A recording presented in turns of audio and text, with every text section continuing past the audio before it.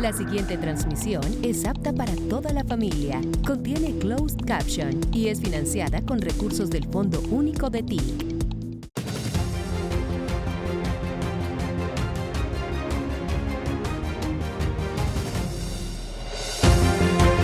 Hola, ¿qué tal? Muy buenos días. Bienvenidos todos a una emisión más de La Agenda, este servicio periodístico que ofrece la Secretaría de Comunicaciones y Prensa de la Presidencia de la República para los medios comunitarios, populares, alternativos de las regiones del país, para que estén al tanto de lo que el gobierno del cambio está haciendo para las regiones. Un gusto saludarlos a todos los que se conectan a través de las redes sociales de la Presidencia, en vivo y en simultáneo, y también a todos los periodistas que se han inscrito hoy de muchas regiones del país y que nos acompañan a través de la sala de Google Meet.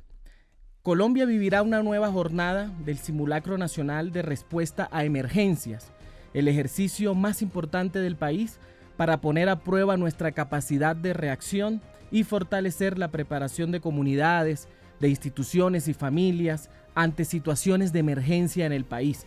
Cada territorio podrá elegir su escenario de riesgo de acuerdo con sus características geográficas y ambientales. Este ejercicio busca realmente fomentar una cultura de prevención en el país. Por primera vez, ojo a este dato, el simulacro se liderará desde el territorio. La Unidad Nacional para la Gestión del Riesgo escogió Hidroituango por su importancia estratégica y la vulnerabilidad del territorio.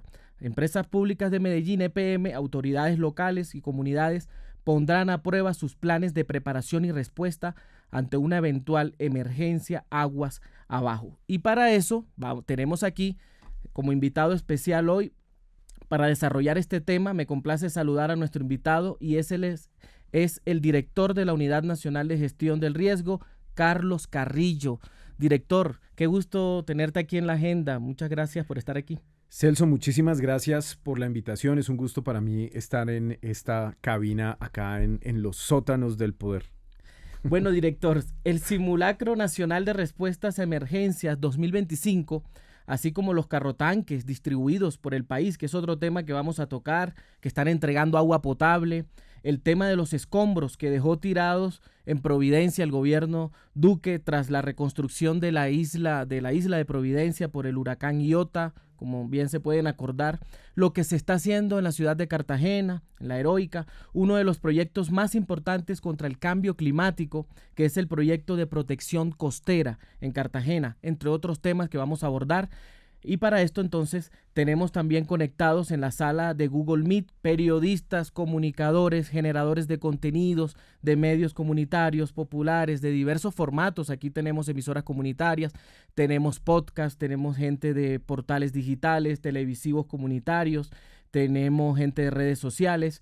Se nos conectan de muchas regiones del país. Las regiones de las cuales se nos conectan hoy son Atlántico, tenemos gente del suroccidente del país, tenemos gente del Tolima, de Corozal, de Los Llanos, de Villavicencio, tenemos gente de Duitama, en Boyacá, tenemos gente de Corozal, Sucre, un saludo a la gente de Sucre, y de Bogotá, también tenemos aquí conectados hoy en esta sala de Google Meet para que empecemos. Bueno, yo le voy a empezar planteando al director. Bueno, primero que todo le recordamos la metodología, como siempre aquí con los compañeros de producción. Por favor, tener las cámaras en horizontales. Recuerden que esta transmisión está saliendo en vivo y en simultáneo por las redes sociales de la Presidencia. La idea es que los medios de ustedes también sean expuestos, se vean. Entonces, prender las cámaras cuando vayan a intervenir. El director hará una exposición de unos 6-7 minutos a partir de una pregunta que yo le voy a plantear acá. Después de esa exposición, entonces ahí sí abrimos la ronda de preguntas con los compañeros que están conectados, los colegas. No olviden entonces tener sus cámaras en posición y tratemos de ser, concisos en las preguntas para que puedan participar la mayor cantidad de personas. Entonces iniciamos la conferencia con esta pregunta y es, director, ¿cómo se está preparando Colombia para el Simulacro Nacional de Respuestas a Emergencias 2025? ¿Dónde se llevará a cabo? ¿Qué se busca con este simulacro nacional desde la prevención? Bueno, muchas gracias por la pregunta y por la invitación. Lo primero pues es saludarlos a a todos los que nos están viendo en este momento por las redes de Presidencia y a quienes nos escuchan. Este gobierno del cambio, el gobierno del presidente Gustavo Petro, es un gobierno de regiones, es un gobierno de territorios, y para mí siempre es un gusto poder tener esta posibilidad y este espacio de dirigirme a esos sectores que han estado históricamente olvidados por el poder central. Y parte de ese olvido que han sufrido estos territorios los ha convertido en territorios mucho más vulnerables a los desastres, vulnerables a sufrir pérdidas no solamente materiales, sino también de vidas humanas en el momento en el que se da un fenómeno natural. Entonces, pues por esto es fundamental la misionalidad de la UNGRD, y parte de esa misionalidad pues consiste en el fortalecimiento de las capacidades y en la supervisión, en la articulación, en la coordinación de todo el Sistema Nacional de Gestión del Riesgo. Y aquí aprovecho para hacer un pequeño paréntesis antes de hablar específicamente del simulacro, y es que el Sistema Nacional de Gestión del Riesgo somos todos los colombianos. El Sistema Nacional de Gestión del Riesgo son las distintas entidades, no solamente los organismos de socorro como la Defensa Civil, la Cruz Roja, sino también lo son nuestras fuerzas militares, también lo son los distintos entes territoriales, las alcaldías municipales, las alcaldías distritales, los departamentos, las gobernaciones, la empresa privada, el sector comunitario, las comunidades indígenas, en fin, todos hacemos parte de ese Sistema Nacional de Gestión del Riesgo que coordina la UNGRD, ¿cierto? Entonces, una parte fundamental de las capacidades de ese sistema se pone a prueba en el simulacro nacional. El simulacro nacional se realizará el próximo 22 de octubre a las 9 de la mañana. Esto es importante. Repito la fecha, 22 de octubre, 9 de la mañana, y a esa hora comienza un enlace nacional de todos los departamentos y los distritos que se inscriban. Y hago un llamado aquí a quienes nos escuchan en los departamentos, en los distintos departamentos del país, a las oficinas de gestión del riesgo departamental y distrital, para que se inscriban en este simulacro. Este es un ejercicio que se ha hecho con éxito ya varias veces. 14 años llevamos en esto. Ha habido un par de años en los que no se hizo por el tema de la pandemia y por el cambio de gobierno en el 22, pero tanto en el 23 como en el 24 se realizó con éxito, y esperamos por supuesto que este año también sea así. Tenemos 3 énfasis principales. El primero es el fortalecimiento de los fondos territoriales de gestión del riesgo. Existe un Fondo Nacional de Gestión del Riesgo, del cual la UNGRD es la ordenadora del gasto, pero existen fondos municipales. Cada uno de los 1.104 municipios del país tiene la obligación de tener un fondo municipal de gestión del riesgo. Los distritos tienen unos fondos distritales y los departamentos tienen fondos departamentales. ¿Qué pasa? Que esos recursos que van a esos fondos son de destinación específica. Si un gobierno municipal le entrega, no sé, 1.000 millones, 2.000 millones, 3.000 millones de pesos al Fondo Municipal de Gestión del Riesgo, pues después no se lo puede gastar en las fiestas patronales, no se lo puede gastar en arreglar una carretera, no se lo puede gastar. Tienen destinación específica. Tiene destinación específica a atender asuntos relacionados con el Sistema Nacional de Gestión del Riesgo.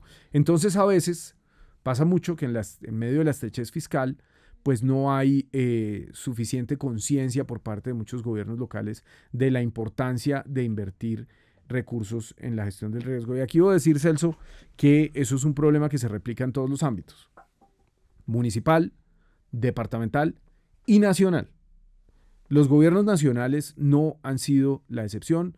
Los gobiernos nacionales no han invertido históricamente lo suficiente en prevención, y pues también, y cierro con esto en ese primer punto, pues hay algo que tiene que ver con el modelo de sociedad en el que vivimos, con el modelo económico que impera, y es que se prefiere destinar recursos a proyectos rentables como las 4G, las autopistas privatizadas que van a enriquecer a alguien, o otro tipo de proyectos, y poco se piensa, por ejemplo, en ordenar el territorio no solamente alrededor del agua, sino alrededor del riesgo. Las personas más vulnerables, las personas más pobres del país, siempre terminan viviendo en los lugares donde están más expuestas a perder la vida y su propiedad a causa de un fenómeno natural. El segundo punto en el que vamos a hacer énfasis en este simulacro nacional es el de protección financiera. Entonces, pues también hacemos un llamado a los entes territoriales a que utilicen, a que busquen, a que fortalezcan estos mecanismos de protección financiera, seguros, en fin. Y tercero, hay una nueva ley y hay un protocolo también emitido por la UNGRD, que es el que se relaciona con la atención a animales, a seres sintientes, a los animales no humanos, en caso de una emergencia. Ese es un punto que a mí me parece muy importante. Celebro además el trabajo enorme que ha hecho la senadora Esmeralda Hernández, que pues es de nuestro proyecto político en esto. Y pues bueno, hoy, tras la sanción de esa ley, pues tenemos a los animales también como una parte activa de ese Sistema Nacional de Gestión del Riesgo. Bueno, aquí ya tenemos varias manos levantadas. Vamos a darle paso a Miguel Dueñas. Vamos a darle paso a Miguel Dueñas y se prepara entonces la aldea con Katia, nuestra compañera desde Polo Nuevo Atlántico. Miguel, buenos días. Muy buenos días, Celso. Doctor Carrillo, es el más puntual desde que llevo asistiendo a las agencias, a las agendas, así que también mis respetos por eso, porque pues vemos que valora también nuestro tiempo muchísimo. Hay unas situaciones especiales. Cuando usted ha venido al Meta, no nos enteramos los periodistas que no somos amigos de la administración, tanto municipal como departamental. Entonces nunca habíamos podido conversar con usted. Hay unas inquietudes. La primera, usted se entera permanentemente de las inconvenientes que tenemos por acueducto en Villavicencio, a pesar de que son pues varios acueductos afortunadamente, y esos inconvenientes tienen que ver con el mal manejo que se hace en las zonas de Bucatoma. Y pues en lo que uno ve cuando va y visita esos sitios es que no hay una vigilancia permanente. Pues la idea es ver si desde la gestión de riesgo nacional se puede ordenar o vigilar que se haga esa vigilancia. Punto 2. En Arauca vi un ejercicio muy interesante con llantas, o que en algunos lugares llaman los cauchos, de los carros para contener la fuerza del río, y pues por las características del caucho puede durar 1000 años sin que se destruya. Aquí siguen haciendo unos jarillones en piedra que duran un poquito de tiempo y otra vez se van para el suelo. Entonces, pues también ver desde hasta qué punto gestión de riesgo puede hacer que se revisen esas políticas de protección de zonas. Y tercero, las palizadas que se producen también pues por este desorden en las salidas de los ríos, en donde se hacen, donde comienzan los ríos. Aquí tenemos 38 caños solamente en Villavicencio, que genera unas situaciones muy aburridoras, entre otras cosas, porque pegado a los ríos siempre hay las personas van más vulnerables. ¿Hasta qué punto desde gestión de riesgo se puede dar alguna directriz para que estas personas que están en estos sitios sean trasladadas antes de que se dé la tragedia y no sea como una forma de decir esperemos que pase esto para gastarnos una platica reubicándolos? Bueno, Miguel, muchas gracias. Yo creo que lo primero, si me lo permite, Celso, es aprovechar para compartirles el teléfono de mi jefe de comunicaciones para que la contacten directamente en las regiones, si lo considera. Por interno se lo enviamos. O lo damos por... Sí, bueno, ya si está quieren autorizado. lo podemos Dale, compartir, listo. es 311 Uh-huh. 213 1108.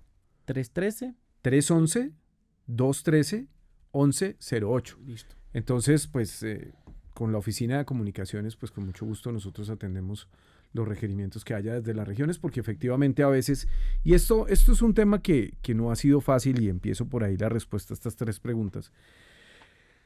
Yo tengo una política desde que llegué a esta dirección, y es la de considerar que la gestión del riesgo es un tema no deliberante políticamente. Yo soy un actor político, yo soy un político y me siento muy honrado de serlo. Creo que de hecho es pues una labor muy noble y uno no puede recibir un honor mayor que ser elegido por su sociedad para tomar decisiones en nombre de otros. Yo soy un político de campaña, yo soy un político de hacerme elegir, no había estado en el Ejecutivo y pues me complace mucho estar, pero durante este tiempo en el que yo esté a cargo de una oficina, además de una oficina de presidencia, yo gobierno para todos. Para los que votaron por el presidente Gustavo Petro, para los que los quieren, para los que lo odian, para los que no lo pueden ver, para los que les cae bien y para los que les cae gordos, porque aquí lo que está en juego es la vida de la gente. Entonces, mi decisión ha sido trabajar con todos los gobernadores por igual. Además, hay otra particularidad. En el 2023, pues el pacto histórico se desbarrancó. Nos fue, pero pésimo en las elecciones territoriales. Entonces, pues perdimos todas las alcaldías de las ciudades importantes del país. Básicamente tenemos tres gobernadores, dos gobernadores, bueno, 2 y medio. Y algunas alcaldías, Duitama, creo que se repitió. Duitama, que también se cayó, Aquí y ahí volvió, sí. pero en términos generales, la inmensa mayoría de los gobernadores y alcaldes del país son de proyectos políticos contrarios al nuestro. Y eso no ha sido nunca óbice para que yo trabaje con ellos, incluida la gobernadora del Meta, que pues creo que es del Centro Democrático o afines, no sé. Para mí sí, Centro Democrático, Cambio Radical, Dignidad y Compromiso, son todos como lo mismo, ¿no?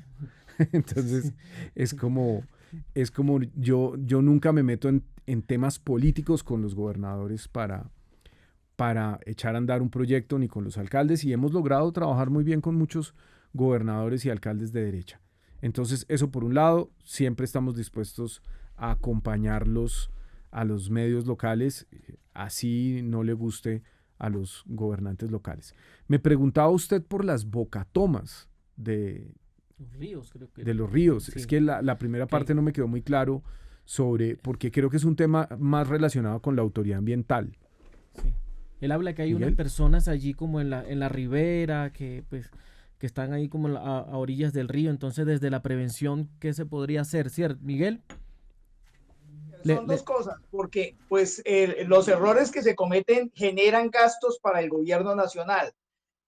Cuando no hay agua, cuando no hay esas cosas, pues lógicamente al gobierno nacional le toca meter la mano al bolsillo, pero también cuando se presentan situaciones de deslaves, de deslizamientos, de todo eso al gobierno nacional al que le toca responder. Y debería ser, pues lógico, la autoridad territorial la que hiciera esas correcciones, pero no las está haciendo porque no hay de pronto quien los vigile sin politiquería de por medio. Entonces, de pronto desde gestión de riesgos, sí una indicación de tienen que hacer esto o lo otro, podría servir para cambiar esas reglas de juego y que no tengamos situaciones que se podían prevenir. Las indicaciones se dan. El problema es que la UNGRD no tiene dientes. La UNGRD no es una autoridad, es una autoridad de riesgo, pero es una autoridad de riesgo sin dientes. Entonces, por ejemplo, en el caso de la ANLA tiene facultades sancionatorias. La UNGRD no tiene facultades sancionatorias. Entonces, nosotros emitimos circulares donde podemos, pues es nuestra obligación determinar cuáles son los parámetros en temas de gestión del riesgo en el país, porque pues la UNGRD, como lo dije hace un momento, es la coordinadora de todo el sistema nacional que está creado por ley y en donde pues los consejos municipales y los consejos departamentales de gestión del riesgo pues tienen la obligación de seguir los lineamientos que da el presidente de la República, la dirección de la Unidad Nacional para la Gestión del Riesgo y, por supuesto, el Consejo Nacional de Gestión del Riesgo, que es el máximo órgano decisorio en estos temas. Pero no hay facultades sancionatorias. Yo no tengo como director o mi equipo no tiene la facultad, por ejemplo, de detener una obra porque esa obra se esté llevando a cabo en una zona de riesgo. Eso es una facultad del gobierno municipal.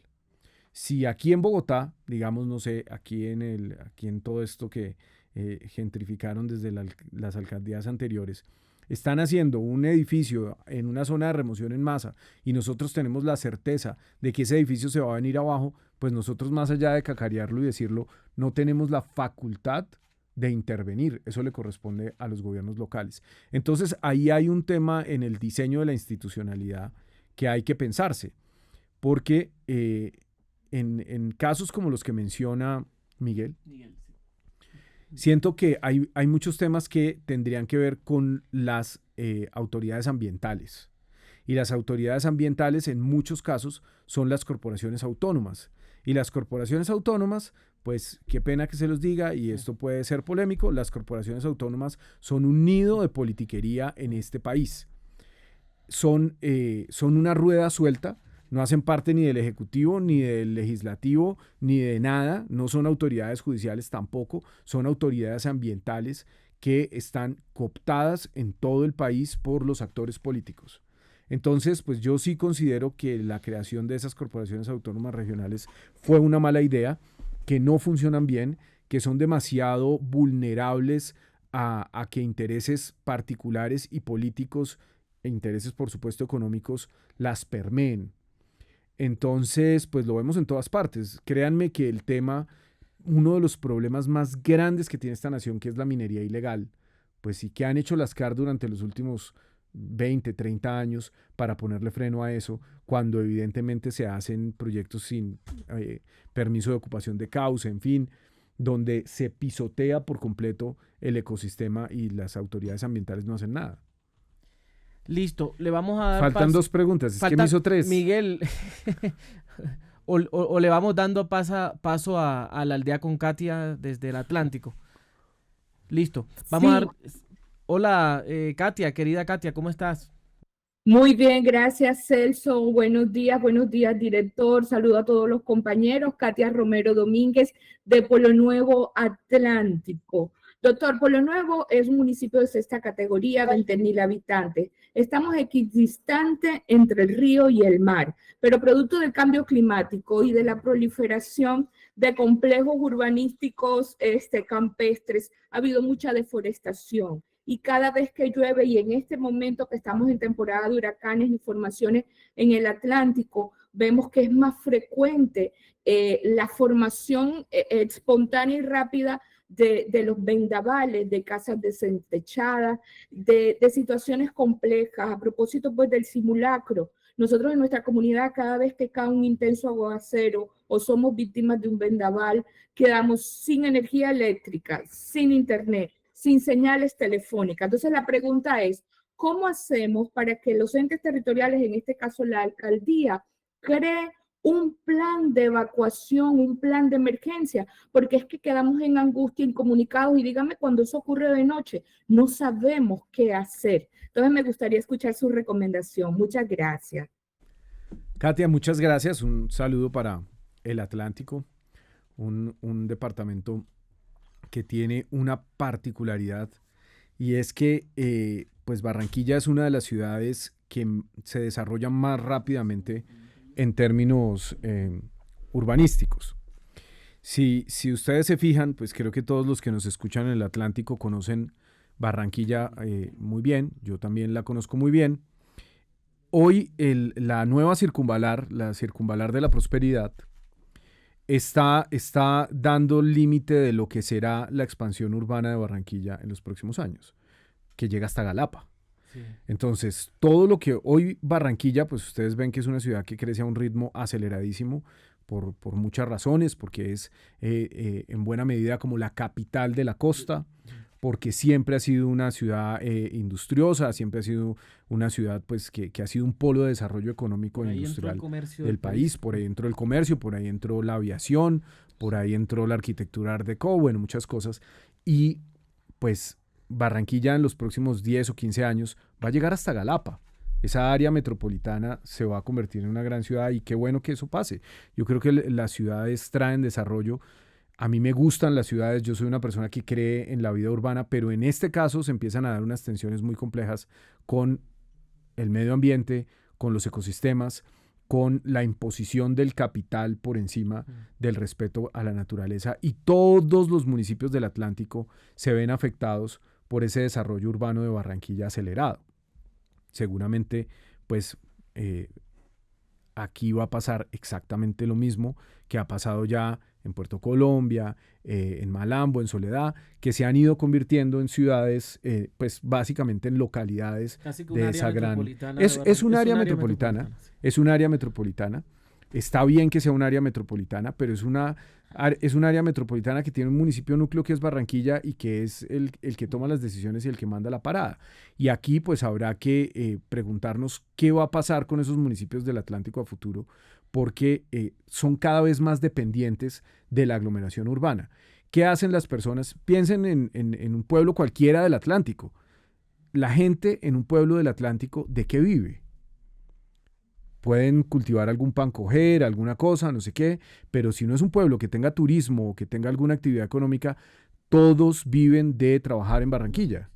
O en el caso, por ejemplo, de Piojó, que queda en la mitad entre Barranquilla y Cartagena, pues pueden ir a trabajar las personas a ambos lados. Pero se empiezan a convertir en municipios dormitorios, donde viven las familias de los viejos, mientras que los jóvenes de las familias todos van a buscarse un mejor futuro a Barranquilla. Entonces creo que es un departamento donde hay que pensar con mucho cuidado a futuro cuál va a ser la relación entre esos municipios suburbanos y la ciudad cada vez más grande que es Barranquilla. Sobre el tema de los planes de evacuación, por supuesto, esto es una responsabilidad del municipio. Los municipios en estos días estamos haciendo un ejercicio muy interesante desde la Subdirección de Conocimiento, que son los mapas comunitarios de riesgo.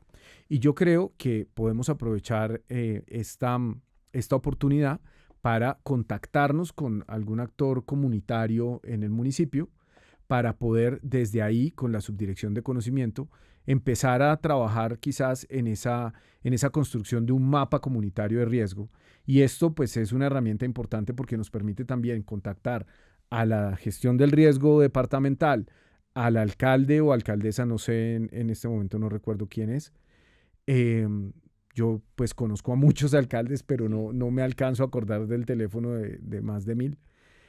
Y podríamos verificar que esos planes de gestión del riesgo se den, que existan sistemas de alertas tempranas y desde el gobierno nacional pues ayudar en lo que podamos a que eso sea una realidad, pero con mucho gusto lo verificamos. Director, antes ya de seguir aquí dándole paso, se prepara Erwin Herrera, compañero. ¿Cómo va la labor de la recolección de escombros que se dejaron tirados en el gobierno anterior de Duque en la isla de Providencia?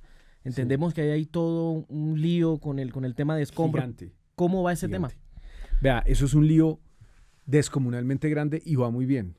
Y es de las cosas que me alegran. Vea, yo no he podido hacer muchas cosas aquí y no es que esté excusándome, simplemente es una realidad de la administración pública. La administración pública tiene unas limitantes y hay muchos factores que inciden en esas limitaciones.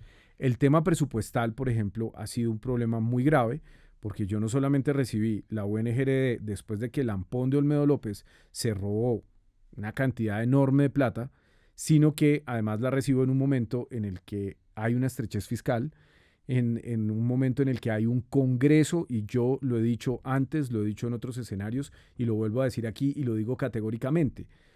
El Congreso de la República, que pues actúa como un extorsionista del Ejecutivo, sabotea al gobierno y cree que le hace daño a Petro negándole la plata y poniéndole una camisa de fuerza fiscal. No le hace daño a Petro, le hace daño a 50 y pico de millones de colombianos que necesitan esos recursos. Le hace daño es a las mismas personas a las que les va a pedir el voto en el 26.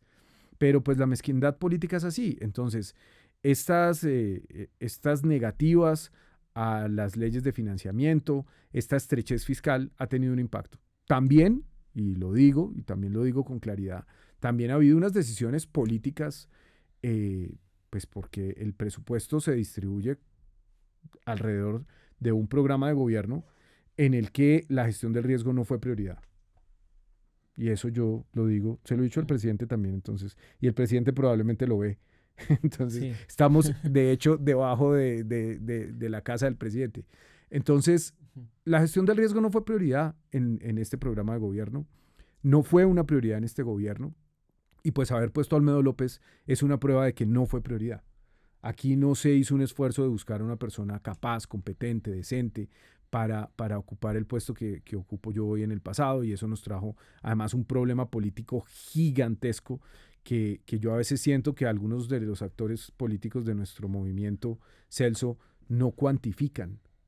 yo siento que a veces la gente no es consciente del daño que nos hizo como proyecto político el escándalo de la UNGRD. Esto no solamente es que los medios hegemónicos estén empeñados en darle y darle y darle, es que esto es una cosa demasiado grave y que no se ha abordado, creo yo, dándole la suficiente importancia en términos de estrategia política. Pero este no es el espacio para hablar de eso. Entonces, volviendo al tema de los recursos, pues si no hay plata, hay muchas cosas que simplemente no se pueden hacer. Y nosotros desde el año pasado tuvimos un recorte de disponibilidad presupuestal de 2.6 billones de pesos. Entonces, si nos quitan 2.6 billones de pesos, pues realmente no es mucho lo que podamos hacer. Entonces aquí pues saldrán, usted sabe, los enemigos de Twitter y saldrá Juinao y qué sé yo a decir, es que el director no ejecuta, es que no ejecuta, es que la ejecución, es que no sé qué, pues es que no hay plata. Sin plata no se puede ejecutar. Ese recorte vino después de la negación de la ley de financiamiento, ¿no? Sí, sí, así es. Que la misma bancada de oposición sí. hizo Sí, ese recorte vino después de la ley de financiamiento, pero lo que pasa es que en el caso del Fondo Nacional de Gestión del Riesgo yo considero que incluso es un recorte ilegal. ¿Por qué es ilegal? Porque el Fondo Nacional de Gestión del Riesgo tiene, y hay una jurisprudencia, tiene unos recursos de destinación específica. Entonces, aplazar esos recursos que ya entraban, lo que le decía hace un momento de lo que pasa en los fondos municipales, eso es una alcancía. Una vez el Estado ya puso unos recursos dentro de ese fondo, esos recursos no se pueden utilizar para nada más. Entonces, ¿qué sentido tiene aplazarlos? ¿Qué sentido tiene no permitir la constitución del líquido cero? Que eso es un tecnicismo enredado en el que no voy a ahondar, pero que en la práctica nos dejó sin esos recursos. Pero a pesar de eso, nosotros hemos trabajado en Providencia porque, vea, yo considero que Providencia es una prioridad de este gobierno y tiene que serlo, porque este es un gobierno que se enfoca en cumplirles a los más olvidados. Providencia es un paraíso que pues tenemos la fortuna de tener. Colombia, aparte de tener Caribe hispano, tiene la fortuna de tener dentro de su proyecto de nación a un Caribe anglo, a algo, y el presidente lo ha dicho varias veces y a mí me encanta cuando habla de eso, cuando habla de la lucha por la independencia de toda América Latina en el siglo XIX, de los mártires de Bocas del Toro, bueno, en fin, de toda esta historia de liberar al Caribe, en el cual Providencia y San Andrés y Santa Catalina tienen un papel fundamental. Entonces, sí, son 5.000 personas las que viven en Providencia, ahí no hay muchos votos. Ellos, hay raizales que incluso son independentistas. Hay raizales que dicen como, bueno, a nosotros colombianos no nos ha servido para nada, solo nos traen problemas aquí, nos llenan esto aquí de gente y de narco y de, bueno, en fin. Pero lo cierto es que ellos necesitan de nosotros.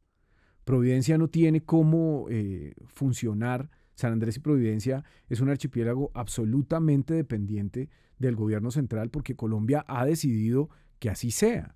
El centralismo. El centralismo, pues si el centralismo afecta a regiones relativamente cercanas a Bogotá, imagínense a una isla que está a más de 2 horas en avión. Entonces, nosotros hemos logrado cumplirle a Providencia y eso me llena de orgullo. Esto fue muy difícil, es un contrato de 40.000 millones de pesos. Son 40.000 millones de pesos que cuesta sacar la basura. Esto es una locura. Pero, por ejemplo, y aquí quiero dar algo que espero que sea una buena noticia porque me estoy adelantando un poco, pero... Un anuncio, a ver.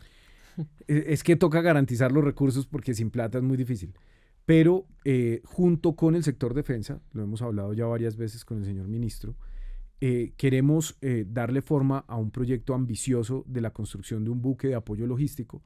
Ustedes saben que Cotecmar, los astilleros de la Armada, que tienen una capacidad técnica muy importante, pues son un orgullo para Colombia y tienen la capacidad de construir este buque logístico de 500 toneladas que sería financiado mitad y mitad UNGRD y sector defensa para poder consolidar ese puente marítimo entre San Andrés y Providencia y Colombia, aparte de apoyar logísticamente a otros territorios, Cuba, Haití, bueno, en fin, a todo el Caribe, porque es un buque con capacidad de navegar en alta mar de llevar agua potable, de llevar suministros, de romper un monopolio privado, porque San Andrés y Providencia están aisladas de Colombia, no solamente por la distancia, sino por la codicia de unos actores privados. Llevar cualquier cosa, sacar cualquier cosa, es un problema gigante y por eso fue tan difícil estructurar este proyecto. Nos tomó meses, la licitación quedó desierta una y otra vez,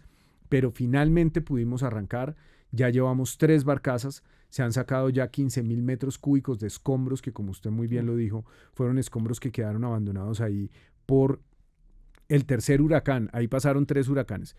Beta y Ota, que fueron los que destruyeron la isla, y después el huracán Duque, ¿cierto?, de la reconstrucción, Sí. que se gastó 2 billones de pesos en hacer una reconstrucción absolutamente mediocre, que hoy tiene a los raizales pues muy preocupados justamente, y yo lo he dicho, he insistido, hemos pedido adiciones presupuestales a Hacienda para poder garantizar la reconstrucción de la reconstrucción, pero lamentablemente pues no hay plata. Nosotros tenemos un pequeño proyecto de unas 30 viviendas que hacen falta de la reconstrucción. No podremos hacer más, lamentablemente, pero ojalá el próximo gobierno, que sea un gobierno progresista, ponga en su agenda y en sus promesas de campaña la reconstrucción de la reconstrucción. Listo. Ahora sí le damos paso a nuestro compañero Erwin. Vamos con Erwin Herrera. Erwin, buenos días. Bienvenido. Buenos días, Celso. Buenos días a la agenda. Buenos días, doctor Carlos Carrillo. Estoy en el departamento del Atlántico, estoy en Barranquilla. Primero quiero contextualizarle de quién soy yo para que después le hago las 2 preguntas. Subcomandante operativo del Cuerpo de Bomberos de Soledad, teniente en retiro. Y además de eso, soy el presidente de la Corporación Nacional de Protección y Bienestar Animal. Y estoy muy contento por esta entrevista, porque tengo 2 preguntas. Una que tiene que ver con el sistema nacional y los casos numerosos, tan numerosos, de corrupción que hay en los diferentes cuerpos de bomberos del Departamento del Atlántico, a los cuales conozco porque hace más de 25 años fui el fundador de muchos de ellos. En este momento soy el representante de más de 35 unidades bomberiles que tienen demandados a los comandantes de los cuerpos de bomberos municipales.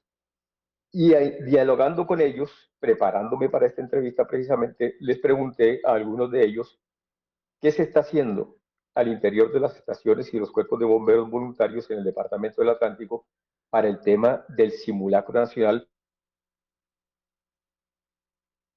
en lo que tiene que ver con los animales. Y desafortunadamente se quedó. Total de ello, a través de la Corporación Nacional de Protección y Bienestar Animal, hemos venido tratando de abrir la puerta, de entreabrir las puertas en las diferentes alcaldías municipales para que a través de las más de 500 rescatistas, proteccionistas del sector animalista en el Departamento del Atlántico, podamos converger con las secretarías del Interior, en el caso de la Gobernación del Atlántico, o con los responsables de atención y prevención de desastres en los municipios, para concertar actividades que tengan que ver con el tema de la protección de los animales en caso de emergencias y desastres. Recuerde, doctor Carrillo, que durante la gobernación del actual gobernador del Departamento del Atlántico, el doctor Verano de la Rosa, en su primera gobernación, hubo una gran tragedia en el sur del Departamento del Atlántico, en Campo de la Cruz, por la inundación del sur del Atlántico a través del Canal del Dique. Más de 350 animales, en el caso de perros y gatos, fueron rescatados por nuestras proteccionistas, no por el Estado, y en este momento nos están cerrando las puertas, doctor Carrillo. Muchas gracias. Erwin, muchas gracias. Voy a tratar de dar una respuesta un poco más concreta, porque es que los políticos hablamos mucho. Entonces se nos va acabando el tiempo y creo que es muy valioso poder escuchar a tantos compañeros como sea posible. Es fundamental hacer la pedagogía de esta modificación a la ley 1523. Esta inclusión de los animales en el Sistema Nacional de Gestión del Riesgo, ya con el peso que tiene que estén en la ley, pues es importante, porque también implica unas responsabilidades adicionales, no solo para la UNGRD, como dice una señora por ahí, senadora, que pues yo no sé por qué sigue cerca del gobierno cuando es abiertamente de oposición, pero pues cosas que pasan, cosas que uno no entiende, y una señora pues que me ataca desde el Senado todos los días cada vez que puede, diciendo que la UNGRD no rescató, no sé, a un animal en donde sea, cuando existe un gobierno local, un gobierno departamental, una autoridad ambiental, en fin, unos actores antes de llegar a la UNGRD, pero bueno, en fin. Entonces, creo que el relacionamiento con, con gente como Erwin y como esos grupos de rescatistas son fundamentales en nuestra labor pedagógica para acercarnos a los gobiernos locales para que pongan en vigencia esta nueva ley, para que se aplique, para que se inviertan recursos, porque eso es fundamental, garantizar que haya recursos dentro de esos actores municipales y departamentales para el tema de animales. Entonces, qué bueno sería si por interno podemos ponernos en contacto para avanzar. Nosotros pues tenemos un equipo dentro de la dirección de manejo que se dedica exclusivamente a lo que tiene que ver con este protocolo de animales y con la nueva implementación de esta modificación a la ley. Entonces, pues creo que eso por un lado sobre los bomberos y lo respondo muy concreto, no solamente en el Atlántico, en los 32 departamentos del país. La robadera a los bomberos ha sido una cosa histórica en Bogotá, en todas partes, y es terriblemente grave porque los bomberos, es que literal son X-Men, Celso. Sí. O sea, lo que hacen los bomberos es una cosa sorprendente con las capacidades que les da el Estado, que son muy precarias, la inexistencia de cuerpos oficiales de bomberos. Básicamente la mitad del país no tiene bomberos. Eso es una cosa increíble, eso es una deuda gigante que tiene el Estado colombiano con los territorios y ojalá se pueda saldar. Ahora, es un problema muy complejo porque la corrupción es estructural, es endémica y pues bueno, ¿qué podemos hacer más que denunciar, no? Le damos paso ahora a Arcángel y se prepara Paul Henry Andrade. Sí les agradezco ser conciso en las preguntas, que tenemos todavía algunas manos levantadas y el tiempo se nos agota. Arcángel, buenos días. Buenos días, Celso. Muy buenos días al director de gestión de riesgo, que soy de la Cumbre Valle, ¿sí? Cumbrestereo.com y empresa asociativa de trabajo ILAMPAT. Bueno, después de esa majestuosa intervención que tuvo ese líder mundial, Gustavo Petro, que cortó 2 orejas y rabo, hombre, vemos que ese hombre lleva en el corazón a Colombia. Quisiera yo que los funcionarios que lo rodean trabajaran en la misma dinámica de nuestro presidente. Debo hablar de mi municipio. Mi municipio tiene 2 problemáticas bastante graves, ¿no? Primero, de que la construcción de la carretera Mularolo Guerrero, que los gobiernos anteriores, gobierno municipal y departamental, pues insisten de que se construya esta carretera a sabiendas de que van a matar el colchón de agua de Pavas, que es el acuífero. Pues nuestro presidente no quiere apostarle a esas 4G y a esas 5G. Bueno, la otra pregunta es la siguiente. ¿Qué puede pasar, por ejemplo, con un municipio, en el municipio de la Cumbre de Corregimiento de Vitaco, donde está declarada una zona de alto riesgo, ¿no?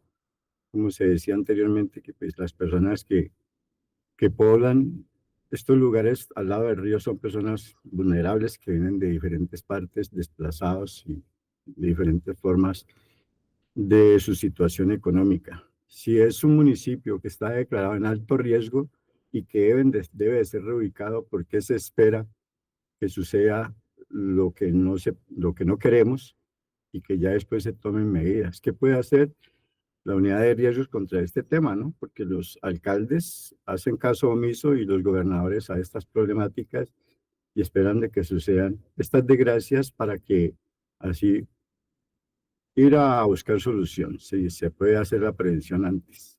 Muy buenos días, doctor. Gracias por atenderme y igualmente a Sergio y a todos los compañeros.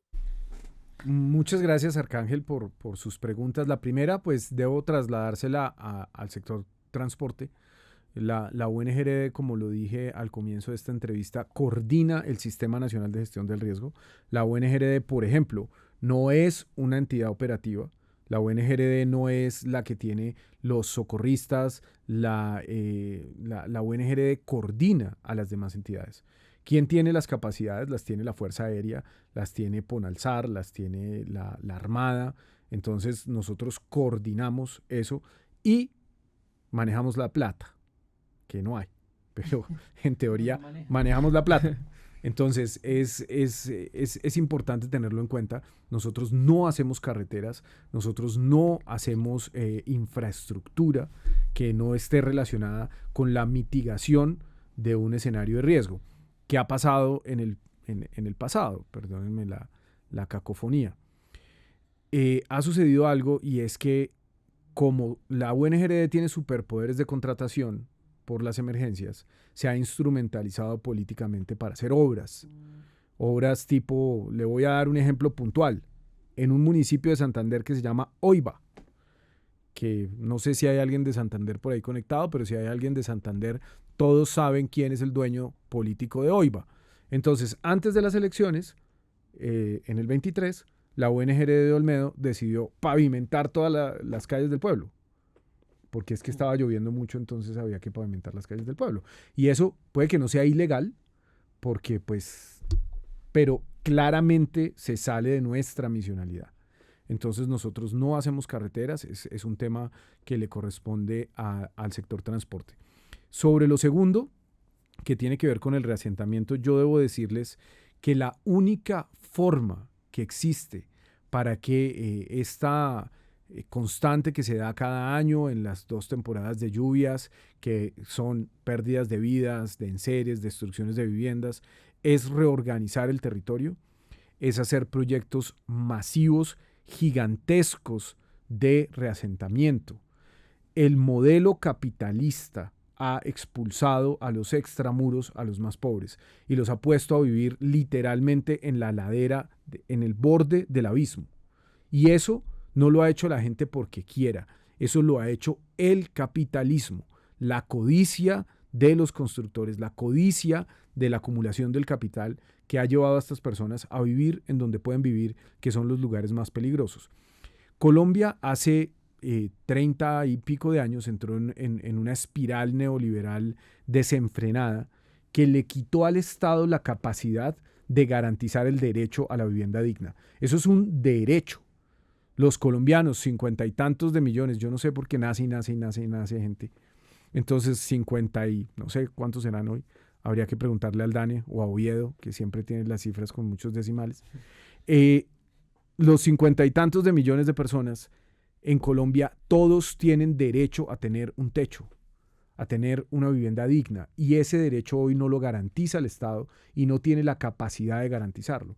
Entonces, los procesos de reasentamiento son muy difíciles, la gente no cree en el Estado. Hay un proyecto que se hizo con éxito, que lo realizó el Fondo de Adaptación, del cual yo estuve encargado un poco más de un año, que es Gramalote, en donde se trasladó un pueblo completo, donde se hizo buena arquitectura, donde se hizo buen urbanismo, pero ese pueblo costó $500 millones. La reconstrucción de Gramalote costó alrededor de 500.000 millones de pesos para un pueblo.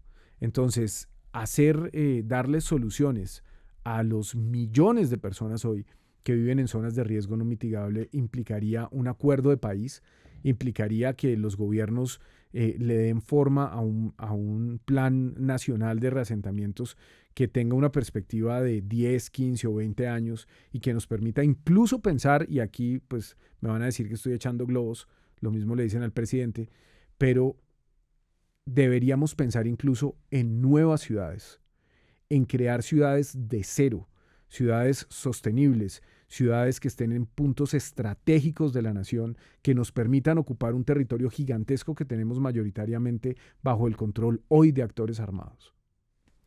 Le damos paso a Paul Henry, vamos con Paul Henry y se prepara Julio Guzmán. Ya nos quedan solo 3 intervenciones más para ir cerrando ya la emisión de la agenda de hoy. Paul Henry, buenos días. Muy buenos días, Celso. Muy buenos días al director Carlos Carrillo. Qué bueno poder compartir con ustedes este agradable espacio. Mi nombre es Paul Andrade, soy director gremial en el Valle del Cauca y director del programa Logros, un programa totalmente incluyente. Aprovechando lo simbólico para el 22 de octubre y con el tema de situarse en Ituango, quiero hacer recorderis de lo que es un pueblo abatido por la violencia como ha sido Puerto Valdivia y después revictimizado con el desplazamiento por parte del Estado, pero más victimizado todavía cuando la tragedia del 2018 en aquella falla que tuvo la represa. ¿Qué historia nos podría contar Carlos Carrillo sobre Puerto Valdivia y su conocimiento?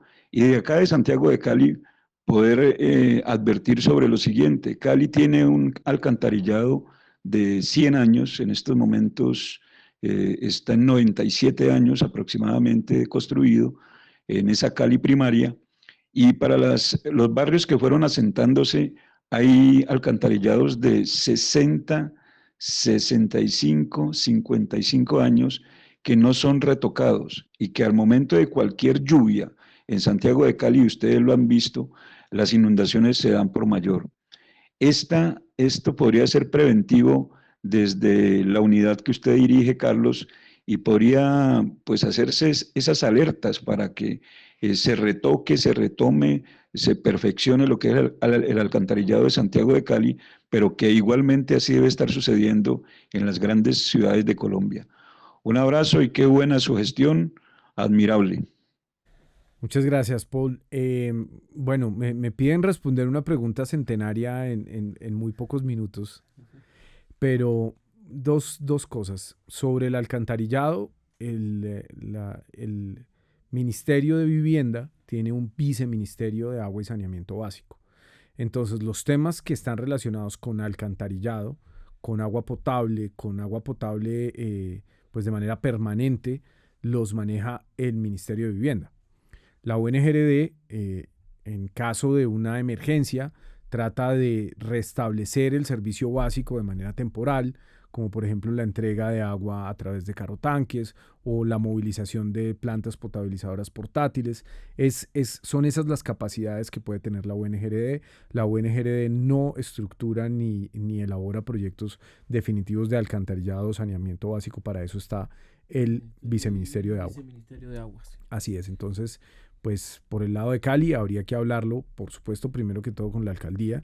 Cali es una ciudad, una tremenda ciudad, ¿no? Que tiene unas rentas muy importantes, un departamento además con una agroindustria pujante, con plata, ¿no? Si algo tiene el Valle es plata, ¿no? Ahí han producido mucho dinero a través del azúcar y de otros productos de los que no me voy a referir. Sobre Hidroituango, pues yo aquí quiero decir algo, y es que pues nosotros, Celso, nosotros los mamertos, tenemos una convicción fundamental, y es que la codicia y el capital no pueden estar por encima de la naturaleza, ¿cierto? Creo que en eso estamos todos de acuerdo, menos el Moir, que son absolutamente antropocéntricos. Pero en términos generales, las izquierdas contemporáneas están de acuerdo en que el capitalismo está destruyendo el ecosistema y está llevando al planeta a una catástrofe global. Esa crisis climática avanza camino a un colapso planetario. Y obras de infraestructura que buscan desafiar a la naturaleza, que se han hecho no solamente en Colombia, sino en muchas partes del mundo, parten de una manera de entender el mundo como un sujeto que debe ser sometido por el ser humano, ¿cierto? Entonces, Hidroituango es un proyecto colosal, es un proyecto descomunalmente grande, que obviamente iba a tener un impacto gigantesco en las comunidades, en el ecosistema, en el río. El río muere ahí. El río muere y empieza otro río de ahí en adelante, pero eso es una presa, eso parece la pirámide de Giza. Eso es monumental. y lo que pasó en el 2018 con la contingencia que afortunadamente, digamos, gracias a la providencia, pero también gracias a una decisión que se tomó en ese momento muy compleja, que fue inundar la sala de máquinas. Esa decisión evitó que la presa colapsara. Hoy Hidroituango funciona.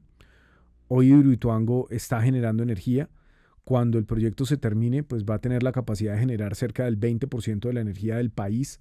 Eso incluso puede tener un impacto positivo en las tarifas.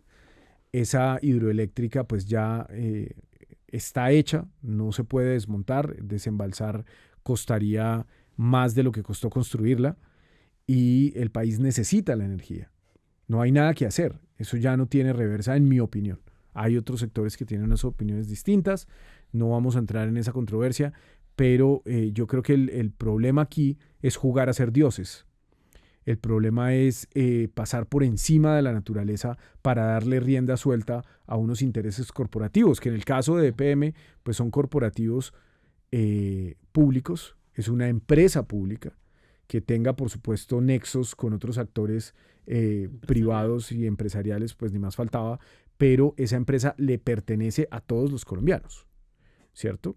Y además es una prueba de que las empresas públicas bien administradas pueden ser rentables, pueden ser eficientes, pueden ser generadoras de desarrollo, pero ahí es donde viene la decisión del Estado, de los gobernantes, de quienes ganan las elecciones, de hacer que esas utilidades que genera la empresa pública se redistribuyan dentro de toda la sociedad y no terminen direccionadas a actores privados, ¿cierto?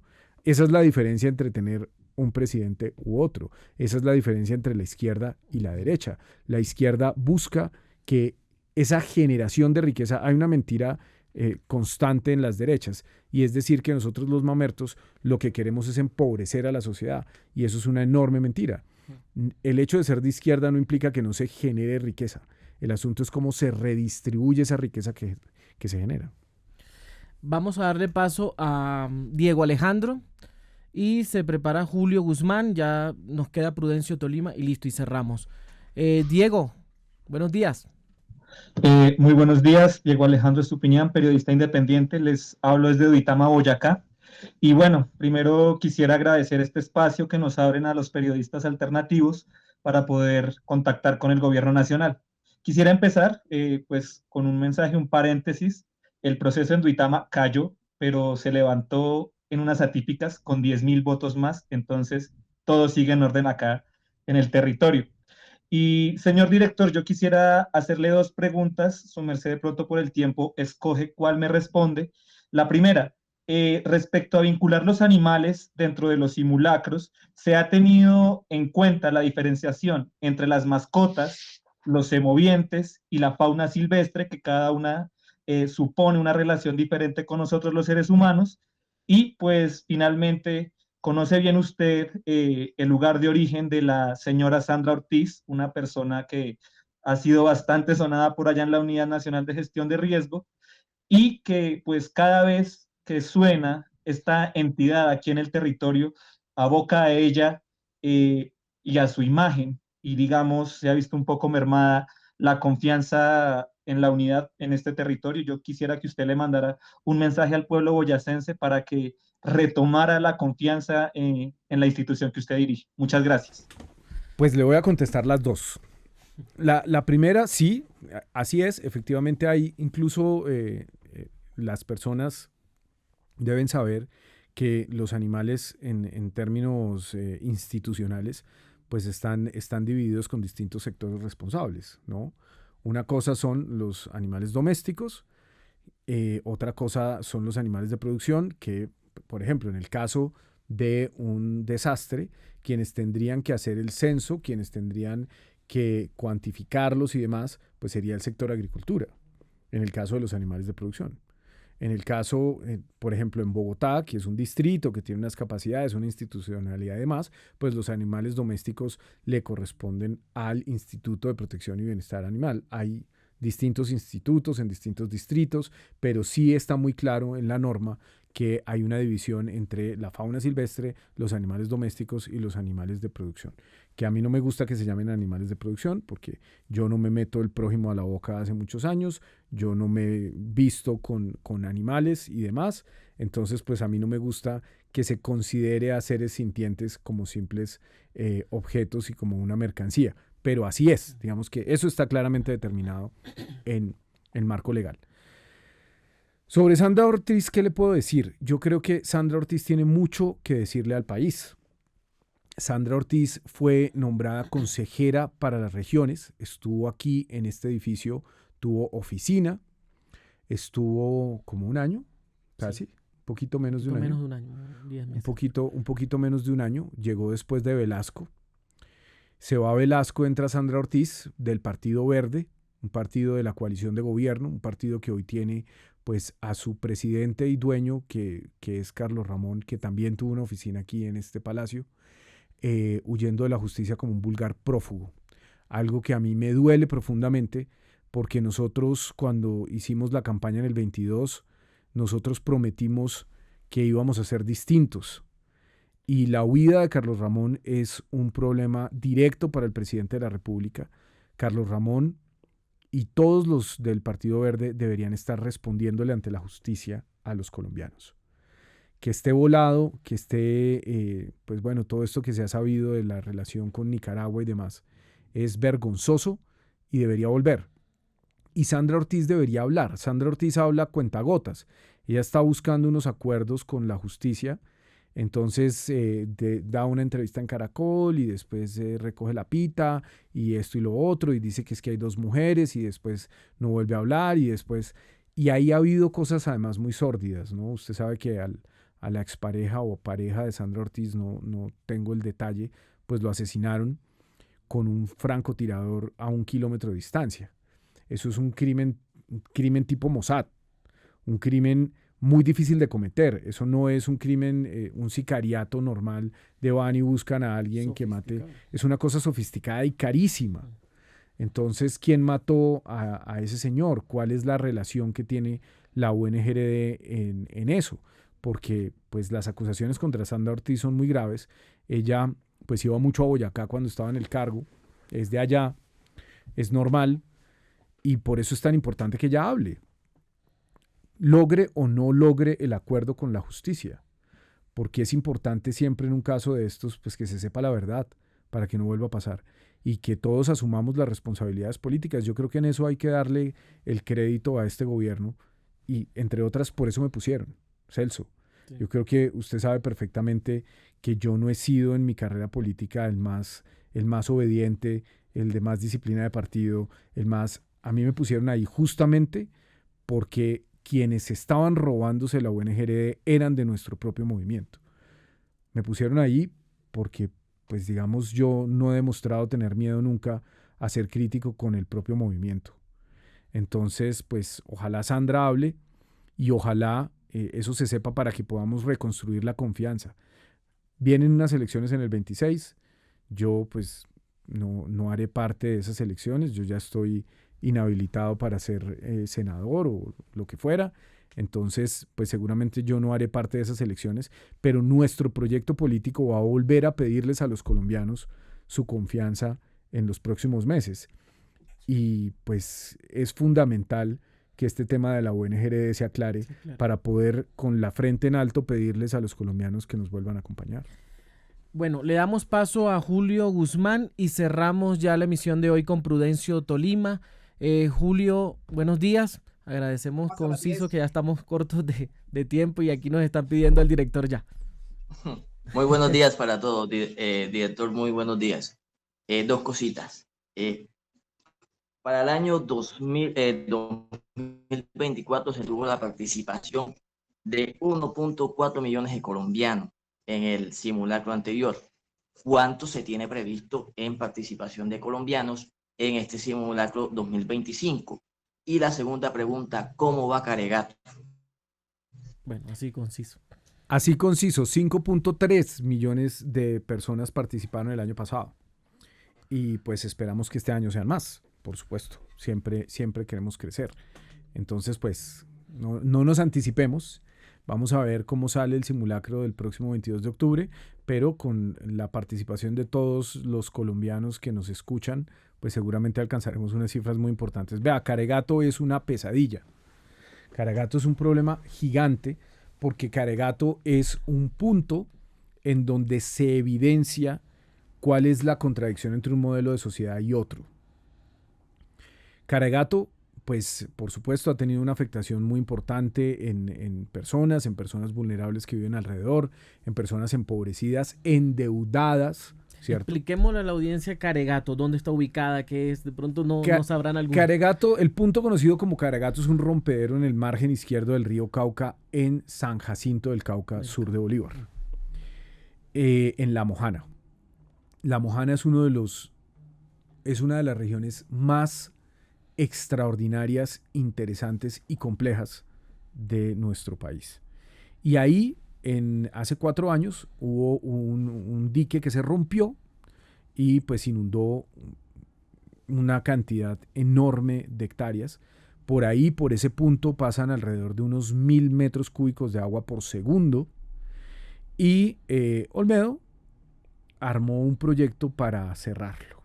Proyecto que podría haber llegado a los 200.000 millones de pesos y en manos de semejantes bandidos, imagínese usted uno que puede esperar. Pero además, ahí hay una contradicción entre lo que propone este gobierno, que es el respeto por la naturaleza, y lo que proponen los actores económicos, que es la codicia. Entonces, La Mojana, que es un territorio de agua, que es un ecosistema de ciénagas, que es un ecosistema en donde siempre habrá agua, porque es que el río Cauca está por encima de ese terreno. Hay cientos de miles de hectáreas que están bajo la altura del río Cauca. Entonces, en su margen izquierda, siempre que se desborde, va a tender a ocupar esos espacios. Y hay agua por todos lados, está el San Jorge, bueno, en fin, o sea, eso es un ecosistema de agua. Y tiene unos ciclos de agua que se han venido modificando por la acción humana. Entonces, Caregato se ha convertido en un punto de debate político, pero Caregato no es el problema. Si usted cierra Caregato, si usted impermeabiliza ese punto, por supuesto que lo puede hacer. La ingeniería todo lo puede hoy en día. Si puede detener el río Cauca en Hidroituango, pues por supuesto que también puede detener esos 1.000 metros cúbicos de agua que pasan por ahí, pero no se evaporan. Entonces, si usted cierra Caregato, se va a romper en otra parte. Y hay un proyecto que es el proyecto de dinámicas hídricas, y voy a tratar de explicar esto muy rápidamente porque además eso nos lleva a una nueva coyuntura, y es el cambio de gerencia en el Fondo de Adaptación. Cuando nosotros llegamos al gobierno, Javier Pava fue director de la ONGRD y gerente encargado del Fondo de Adaptación. Y él encuentra un proyecto para construir 120 kilómetros de dique en la margen izquierda del río Cauca. Es decir, para convertir La Mojana en potreros, para secarla. Eso era el proyecto del gobierno Duque. Eso era un proyecto que pues no estaba contratado, pero sí estaba estructurado. Un proyecto pues que no se puede echar para atrás simplemente porque se incurriría en un detrimento patrimonial. Así es la ley. Entonces empieza este gobierno a tratar de mejorar ese proyecto, ¿cierto? Y hoy estamos nuevamente en un limbo porque pues se nombró a una nueva gerente en el Fondo de Adaptación. Yo dejé durante mi encargo abierta una licitación de ingeniería básica para poder terminar los estudios, contratar llave en mano el proyecto de dinámicas hídricas. Es un proyecto de más de $1 billón. ¿Por qué decidí hacerlo así? Pues porque los tiempos ya no dan. Entonces, si este gobierno no deja contratado el proyecto de dinámicas hídricas a través del Fondo de Adaptación, yo le aseguro, Celso, que gane quien gane en el 26, se construyen los 120 kilómetros de dique. Porque la presión política y económica ahí es muy grande. Y son pocos los gobernantes, como Gustavo Petro, que están dispuestos a dar peleas políticas de esa magnitud por proteger a la naturaleza. Y yo eso se lo reconozco sin ningún tipo de tibieza. Gustavo Petro es una excepción dentro de los mandatarios mundiales con respecto a los riesgos que está dispuesto a correr por respetar a la naturaleza. Entonces, si eso no se contrata en este gobierno, y eso está hoy en manos de esa nueva gerencia del Fondo de Adaptación, yo ya no tengo nada que ver ahí. Yo pues respondo por lo que hice durante mi año como gerente. Yo dejé una licitación abierta, una licitación que debe adjudicarse en los próximos días y vamos a ver qué pasa. Pero si ese proyecto no se contrata y estamos realmente contrarreloj, yo le aseguro que el próximo gobierno va a convertir La Mojana en potreros, sea el que sea. El llamado al Fondo de Adaptación para seguir este propósito del Gobierno del Cambio. Y cerramos ya la conferencia de hoy con Prudencio Tolima. Buenos días. Buenos días. Mi pregunta es pensar en el sector agropecuario, de qué políticas se están dejando relacionadas con los problemas fisiotrópicos y fisiosanitarios. Esos son las plagas y los desastres naturales que a veces enfrentamos los campesinos, que trabajamos como con deuda y cuando esto sucede, como un verano que sucedió hace como unos 6, 7 años, que nos dejó sin cultivos. ¿Cómo está planeando desde el gobierno nacional mejorar o dejar políticas que nos libren a los campesinos de esos desastres naturales y de las terribles deudas? Bueno, ¿Qué habría que hacer? Nosotros desde la ONGRD, como he dicho ya varias veces en esta entrevista, nosotros coordinamos al sistema, pero el sistema lo integran todos los sectores. Entonces, en el caso del sector agricultura, el tema de pérdidas de cultivos, eso es gigantesco. Es buena parte de las ocupaciones de uno de los viceministerios todo el tiempo lidiando con los temas de pérdidas, de inundaciones, en fin. Pero hay un mecanismo que se está aplicando en La Mojana, por ejemplo, que es el FONSA, que es un fondo para aliviar a los campesinos endeudados cuando sufren afectaciones por desastres. En el caso de La Mojana, hace poco menos de un mes, el Ministerio de Agricultura, que es el sector responsable de esto, destinó 25.000 millones de pesos para ese FONSA, para aliviar esas deudas de los campesinos. Entonces, el gobierno sí actúa en ese sentido. Pues sería importante ver específicamente de qué región del país hablamos, cuál es la situación en el Tolima, pero sí es a través del Ministerio de Agricultura y sus capacidades que se pueden aliviar esas deudas. Por supuesto que hay que decir algo para concluir. Los bancos, aquí se regalaron los bancos en el frenesí neoliberal. Aquí había un banco del Estado, había un banco ganadero, pues queda vivo el banco agrario, pero había un banco central hipotecario, había un banco del café, en fin. Estos bancos públicos se feriaron, se regalaron, se destruyó la capacidad de tener bancos de primer piso. Creo que habría sido muy importante que durante este gobierno se avanzara en la creación de una nueva banca pública. Eso pues ya tocó para el próximo, ya tocó para el siguiente. Pero mientras no exista esa facilidad de que las personas se endeuden con buenas condiciones, pues va a ser muy difícil que el campo se desarrolle. Y los bancos privados no se arriesgan. Los cultivos son de alto riesgo. Cualquier cosa puede pasar, y más en tiempos de crisis climática. Bueno, ya ahora sí llegamos al cierre de la agenda. Hay un tema que quedó por ahí, director, y fue el balance de los carrotanques que están llevando agua potable todo el país. A todo el país. ¿Están Sí, en el señor. momento? ¿Algún balance rápido de eso? 10.000 millones de pesos tienen que devolver. Entonces, pues sí, nosotros no vamos a cambiar el pasado. Lo que pasó fue muy grave, pero los 80 carrotanques están operativos, los 80 carrotanques han recibido mantenimiento. Esto, usted no se imagina, Celso, el problema que es ser director de la ONGRD con ese chicharrón. Problema con la Procuraduría, con la Contraloría, bueno, en fin. Pero los carrotanques funcionan, operan, se han entregado por todo el país, incluso hasta San Andrés y Providencia han llegado los carrotanques. Y también dentro del marco del proceso que adelanta la Fiscalía en contra de estos zampones, pues hay una obligación de que devuelvan el dinero y ese dinero se invertirá en La Guajira. En La Guajira. Muchas gracias, director, por estar aquí en la A agenda. usted, Qué buena Celso, mil charla, qué buena conferencia esta. Bueno, me alegra que la hayamos pasado bien. Con tantos temas importantes. Invitamos a seguir atentos de la agenda del que está llevando a cabo el presidente Gustavo Petro en Estados Unidos, a seguir también los contenidos comunicativos en los canales oficiales de la presidencia, Infopresidencia, Vida Presidencia, el canal de WhatsApp del periódico Vida, el periódico oficial de la presidencia, así como los programas, el programa radial de la presidencia Vida en la radio, Entérese del Cambio, Así Avanza el Cambio, Trazos de Frente, toda la parrilla de contenidos de la Secretaría de Comunicaciones de la Presidencia. Gracias a todo el equipo de la agenda, a los ingenieros de video, audio, sonido, Juan Camilo Quintero, Orlando Rengifo, Luis Espejo, Paula Camila, nuestra productora periodística, Gloria Ortega, la directora. Muchas gracias a todos también los que siguieron esta transmisión en vivo y en simultáneo por las redes sociales de la Presidencia. Nos escuchamos, nos vemos en otra emisión más de la agenda.